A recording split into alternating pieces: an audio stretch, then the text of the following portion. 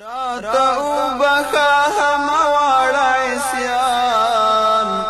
دا مې تاله رضاړي ده یا الله د شیطان له وسوسو غواړم امان زړه مې تا ته فریاد ده یا الله د ژوند لار زمن د نن ورځې د خپرونې موضوع بیا هم ناوړه ګناهونه د شیطان له وسوسو غواړم امان زړه مې تا ته فریاد ده یا الله بسم الله الرحمن الرحیم الحمد لله رب العالمین حمد الشاکرین الصلاة والسلام على سيد الأنبياء والمرسلين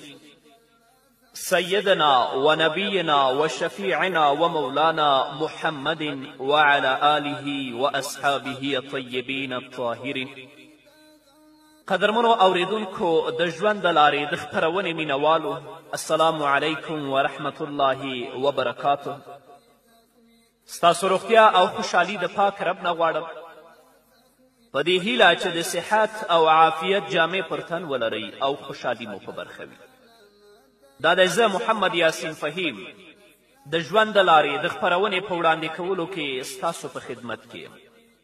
زموږ د نن ورځې د خپرونې موضوع بیا هم ناوړه ګناهونه درنو اوریدونکو د ناوړه ګناهونو له جملې څخه یوه ناوړه ګناه دا ده چې پرته له اجازې څخه د چا کور ته ورننوځي په دې اړه الله رب العزت په سورة نور کې 28 آیت کې فرمایي یا ایها الذین آمنوا لا تدخلوا بیوتا غیر بیوتکم حتی تستأنسوا وتسلموا علی اهلها ذلکم خیر لکم لعلکم تذکرون الله رب العزت فرمایي ای مؤمنانو له خپلو کورونو څخه پرته نورو کورونو ته تر هغې پورې مه ننوځئ تر څو چې اجازه ترلاسه نه کړئ او پر کورنۍ باندې سلام واچوئ دا کړنلاره ستاسې لپاره ډیره ښه ده ښایي چې تاسې به دې ته پاملرنه وکړئ او پند واخلئ رسول الله صلی الله علیه وسلم د دې خبرې د وضاحت په برخه کې چې د اجازې اخیستلو څخه د نظر پریوتل مراد دي وفرمایل انما جعل الاستئذان من اجل البصر اجازه خو یوازې د سترګو د نظر له امله اړینه ده چې د کور په زنانو دې نظر پرې نه وځي خو نن سبا سره له دې چې لوړې لوړې بنګلې جوړې شوي دي کورونه ته کړکۍ او دروازې جوړې شوي دي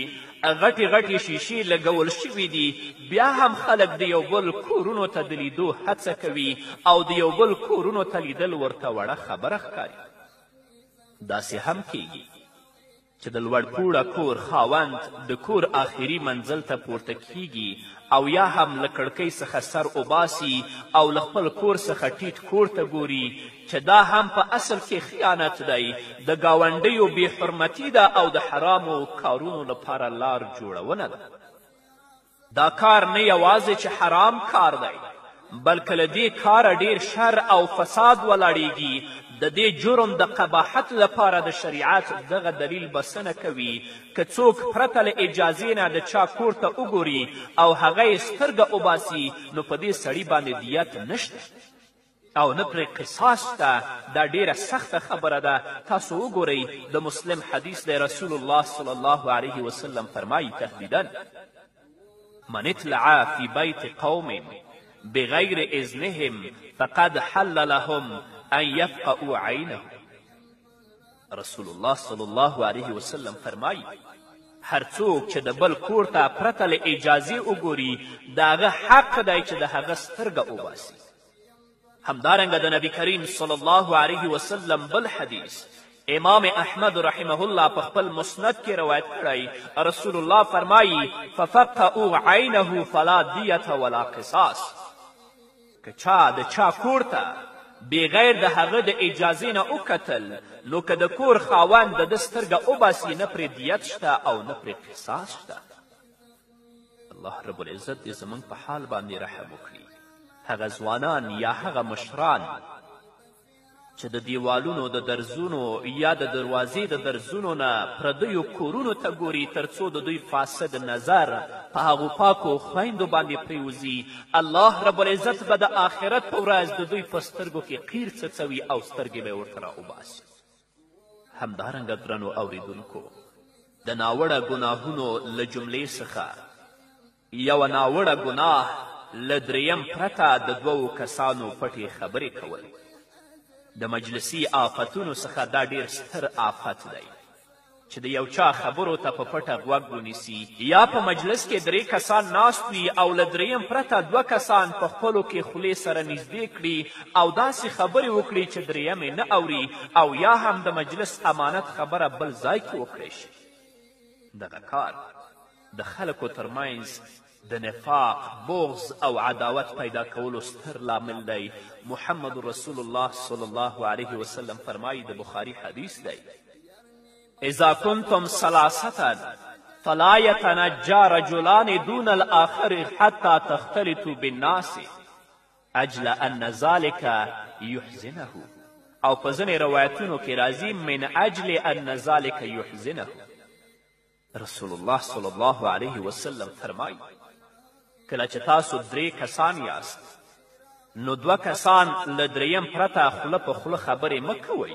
یعنی یو بل ته غوږونه او خولې مه نږدې کوئ او خبرې مه کوئ تر دې چې تاسو سره خلط ملط شئ، ځکه دا خبرې هغه دریم کس اندېښمن کوي. تاسو 2 کسان چې یو بل ته سره نږدې شئ او پټې خبرې خپل منځ کې شروع کوئ، هغه دریم کس ته تشویش پیدا کیږي چې آیا دوی زما غیبت کوي، زما په اړه باندې غږیږي، نو کیدای شي چې د هغه او د دوی ترمنځ نفاق، کینه، حسد او دښمني پیدا شي. نو له دې وجې نه محمد رسول الله صلی الله علیه وسلم فرمایي، اذا کنتم ثلاثة فلا یتنجى رجلان دون الآخر حتی تختلطوا بالناس. کله چې تاسو 3 کسان وئ نو 2 کسان له دریم پرته خوله په خوله خبرې مه کوئ،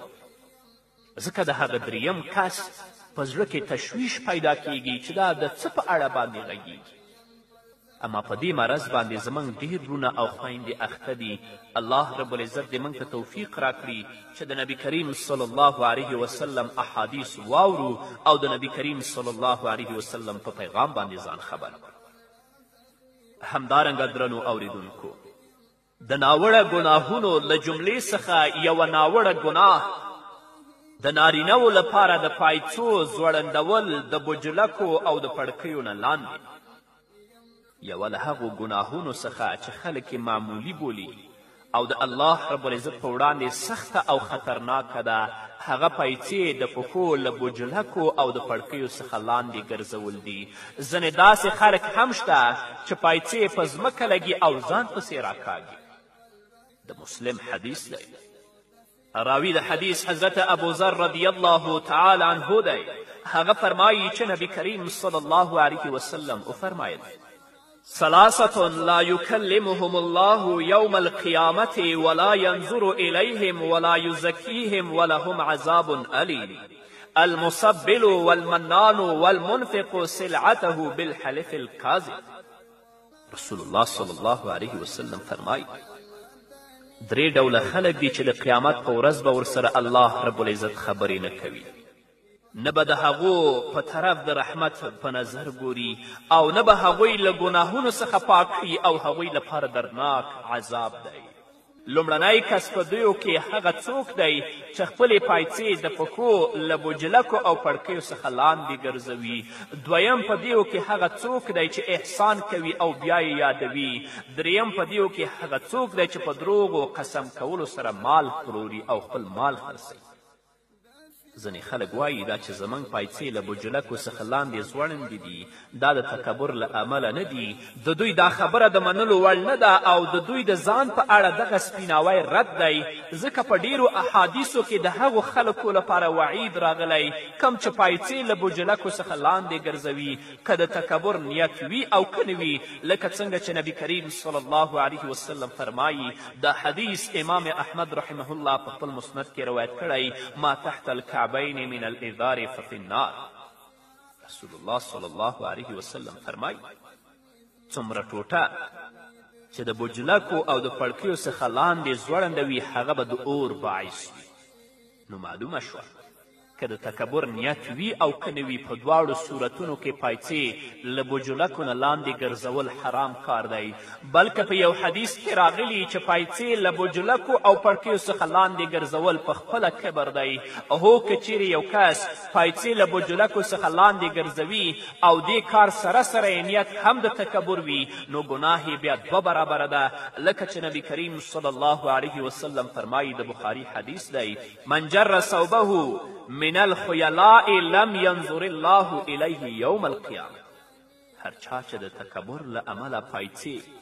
د خپلو پښو له بجلکو څخه لاندې ځوړندې کړي د قیامت په ورځ به الله رب العزت هغه ته د رحمت په نظر ونه ګوري.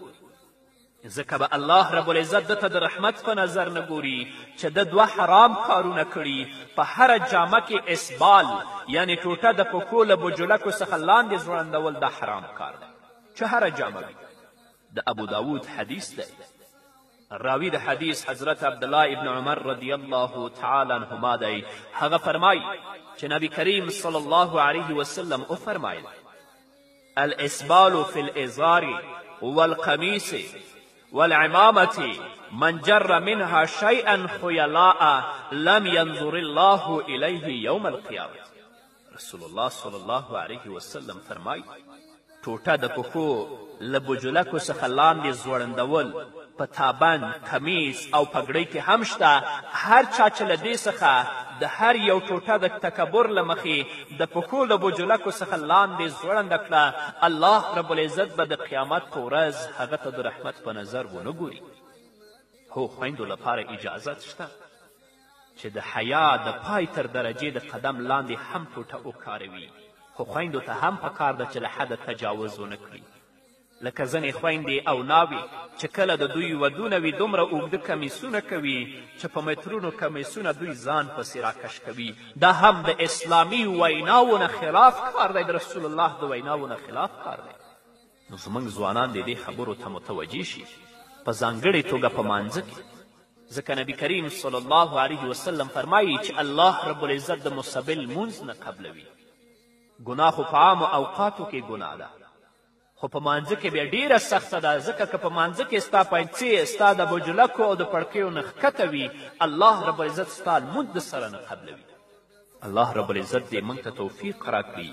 چې د الله په اوامرو او د محمد رسول الله صلی الله علیه وسلم په احادیثو باندې عمل وکړو تر څو زموږ رب زموږ نه راضي شي. په همدې هیله درنو اوریدونکو نور به واورو خو د یوې دمې نه وروسته. طاقت نلرم زه د سرورونو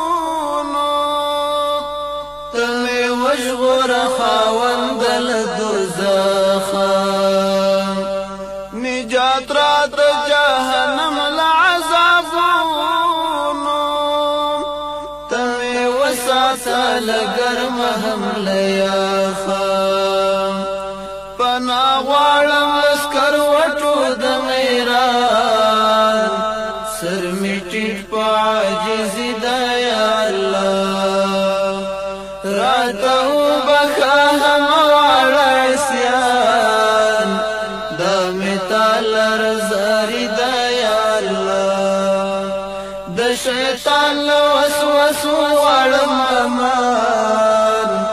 زړه مې تا ته فریاد ده یا الله. درنو اوریدونکو بیا هم زموږ سلامونه ومنئ. د ناوړه ګناهونو له جملې څخه یوه ناوړه ګناه د خویندو لپاره د تنګو او د نریو جامو اغوستل دي. د اسلام دښمنانو چې په اسلام او مسلمانانو هر اړخیزه یرغل کړی د هغې له جملې څخه یو یرغل دا هم دی چې په اسلامي ټولنه کې تنګې او نرۍ جامې رایج کړي. داسې جامې رایج کړي چې د پردې کار هم نه ورکوي. ځکه کومه جامه چې اوس یو شمېر ښځې اغوندي هغه په نشت حساب دي،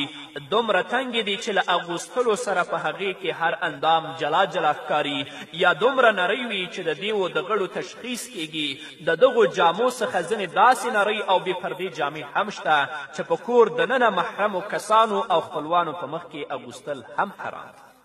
رسول الله صلی الله علیه وسلم په خپلو مبارکو احادیثو کې فرمایي چې قیامت ته نږدې وخت کې به دغه ډول تنګې او نرۍ جامې رواج شي. د مسلم حدیث دی. راوی د حدیث حضرت ابو هریره رضی الله تعالی عنه دی. هغه فرمایي چې نبی کریم صلی الله علیه وسلم وفرمایل صنفان من اهل النار لم ارهما قوم معهم سياط كأذناب البقر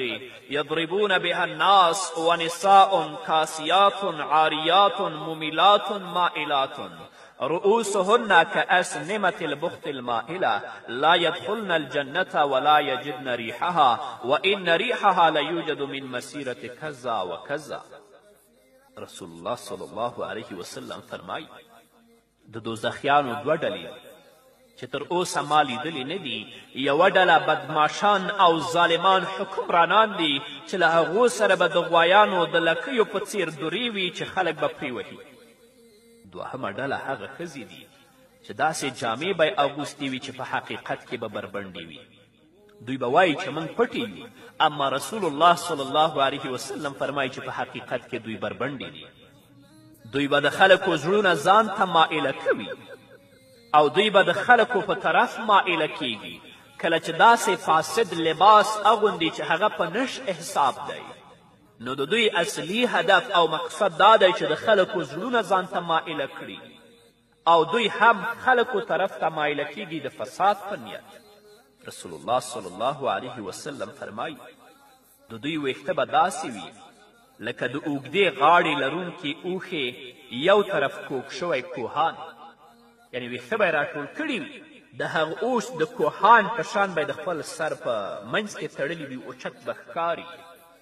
رسول الله فرمایي دغه ښځې به نه جنت ته داخلې شي او نه به د جنت بوی حس کړي په داسې حال کې چې د جنت بوی تر ډېرې فاصلې پورې محسوس کیږي. په دغو جامو کې هغه کمیسونه هم داخل دي چې لمنې ډېرې خلاصې وي یا یې لمنې له هرې خوا پرې شوي وي. کله چې ښځه دغه ډول جامې واغوندي نو ستر یې ښکاري. هغه نرۍ او تنګې جامې پکې هم شاملې دي چې اغوستلو سره د ښځې هر اندام ښکاري. په اصل کې دغه ډول کارونه له کفارو سره مشابهت ده. الله رب العزت دې موږ او تاسې د کفارو د مشابهت نه او زموږ خویندې د داسې فاسدو جامو نه په خپل حفظ و امان کې وساتي. اوس زموږ په ټولنه کې د هندیانو او د غربیانو جامو ډیره اغیزه کړې چې په هر حال کې اسلامي کلتور سره زیب نه کوي. دا چې ښځې هندي جامې یا پنجابي جامې اغوندي دغه ډول جامې له اسلام سره هیڅ تړاو نه لري. نو خویندو راځئ د الله رب العزت کلام واورئ، راځئ د محمد رسول الله صلی الله علیه وسلم احادیث واورئ چې الله رب العزت او محمد رسول الله صلی الله علیه وسلم یوې مسلمانې خور ته څه پیغام لري او هغوی ته د څرنګه جامو اغوستلو حکم کوي. الله دې زموږ ټولو خویندو او میندو ته هدایت وکړي. همدارنګه درنو اوریدونکو، د ناوړه ګناهونو له جملې څخه یوه ناوړه ګناه د نارینهو لپاره د سرو زرو استعمال دی. پیغمبر علیه الصلاة والسلام فرمایي زما اناسو امتیانو لپاره سره زر او ریښم حلال دي او نارینهو لپاره حرام ګرځول شوي دي. سره له دې چې د نارینهو لپاره د سرو زرو استعمال حرام دی، بیا هم په بازارونو کې د سرو قلمونه، د سرو ساعتونه، د سرو زنځیرونه، د سرو عینکې او داسې نور شیان پلورل کیږي او خلک یې په پوره مینه استعمالوي. ځینې داسې شیان هم پلورل کیږي چې د سرو څه برخه پکې په یو توګه کارول شوې وي. دې کار تر دې حده رواج موندلی چې په ځینې علمي سیالیو کې د سرو ګړۍ او دې ته ورته نور شیان د ډالۍ په توګه ورکول کیږي. په ځینې ځایونو کې خو د واده او کوژدنې پر وخت هغو ځوانانو ته د سرو ګوتمې هم په لاسونو کې اچول کیږي. په داسې حال کې چې د حضرت عبدالله ابن عباس رضی الله تعالی عنهما نه روایت دی چې نبی کریم صلی الله علیه وسلم یوه ورځ د یو ځوان په ګوته کې د سرو ګوتمه ولیدله، نو هغه یې د هغه ځوان له لاسه خلاصه کړه، اخوا یې ګزار کړه او ورته وفرمیل یعمد احدکم الی جمرة من نار فیجعلها فی یده. آیا له تاسو څخه یو کس د اور سکروټه را اخلي او هغه خپل لاس کې نیسي؟ نو د دې مثال داسې دی هغه ځوان چې په خپله ګوته کې د سرو زرو چلا یا ګوتمه اچوي لکه چې خپلې ګوته کې د اور القه اچولي، الله به د آخرت په ورځ همداسې جزا ورکوي. کله چې نبي کریم صلی الله علیه وسلم لاړو نو دلته یو کس ولاړ و، د هغې ګوتمې خاوند یعنې هغه ځوان ته یې وویل چې ګوتمه دې راواخله او ګټه ترې پورته کړه. دې ځوان ورته ویلې قسم په الله زه به هیڅکله هغه ګوتمه روانخلم کومه چې محمد رسول الله صلی الله علیه وسلم ګزار کړې ده. دا په کوژدو کې ځوانانو ته د ګوتمې اچول یا د چلې اچول هغه بیا هم د سرو زرو دا د هندوانو رسم و رواج دی، د اسلام په مقدس دین کې دا نشته. خو د مسلمان بې غیرتي ته وګوره، د دې پر ځای چې د محمد رسول الله خبره واوري، د صحابه و کرامو په نقش قدم روان شي، د رسول الله په نقش قدم روان شي، دا یې پریښی د هغه هندوانو او د غربیانو په قدم باندې قدم دی.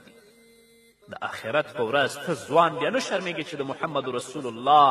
تر مخ به درېږي او هغه ته به ورځې چې زما شفاعت وکړه. هلته د رسول الله خبره نه مني، د هغه په نقش قدم نه ځي، د هندو په نقش قدم روان یې مسلمان. الله دې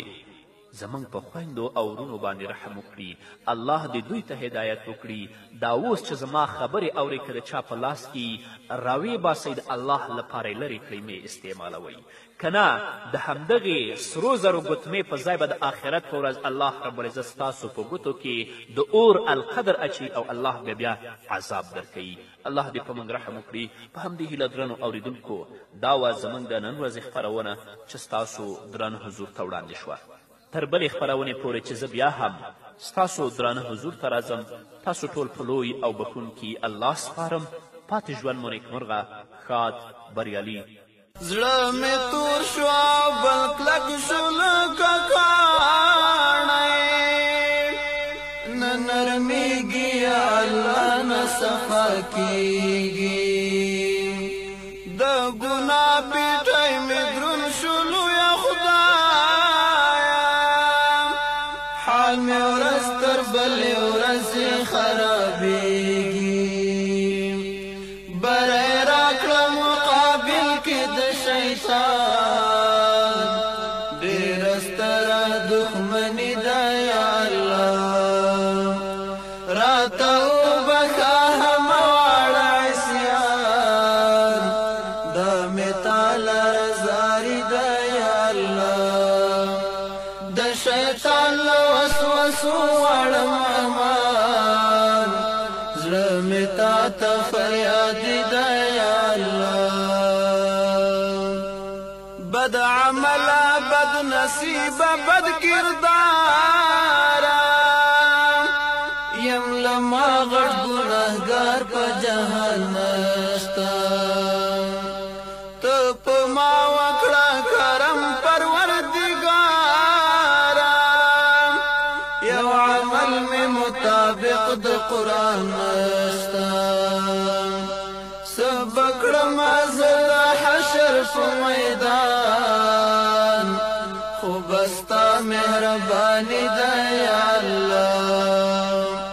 راته وبخه همه واړه عصیان، دا مې تا لره زاري ده یا الله، د شیطان له وسوسو غواړم امان، زړه مې تا ته فریاد ده یا الله،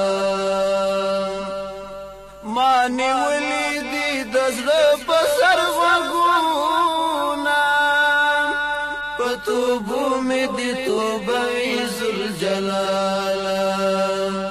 ته معاف کړې راته واړه ګناهونه، صغیره که کبیره وي ذوالجلاله، په دې ټولو ګناهونو پښیمان، ستا په در کې عباس ده یا الله، په دې ټولو ګناهونو پښیمان، ستا په در کې عباس ده یا الله، راته وبخه همه واړه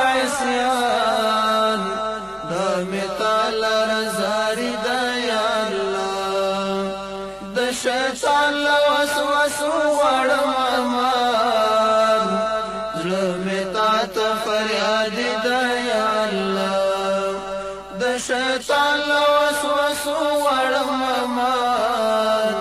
زړه مې تا ته فریاد دی یا الله زړه مې تا ته